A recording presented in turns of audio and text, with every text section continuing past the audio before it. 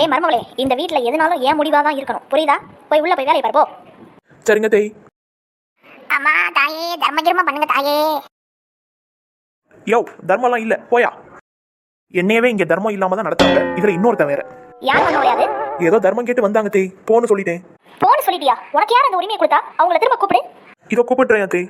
கிழட்டு கிளவி, நம்ம காசு கொடுத்தோம்னா என் மையன் சொத்தை அழிக்க வந்துட்ட அப்படின்னு சொல்றது. இன்னைக்கு நான் போன்னு சொன்னதுனால இந்த கிளவி காசு கொடுக்கணும்னு கூப்பிட சொல்லுது பாரு. ஏ தாய் கிளவி, உனக்கு இருடி ஒரு நாள் பொங்க வைக்கிறேன். இன்னும் போய் கூப்பிடலையா? இந்த கிளம்பிட்டியா தே? ஏப்பா இங்க வாப்பா, எங்க மாமியார் கூப்பிடுறாங்க. மருமக தான் கஞ்ச பிசனாரி போல, மாமியார் ஏதாவது நமக்கு கொடுப்பாங்க, போய் வாங்கிக்கலாம்.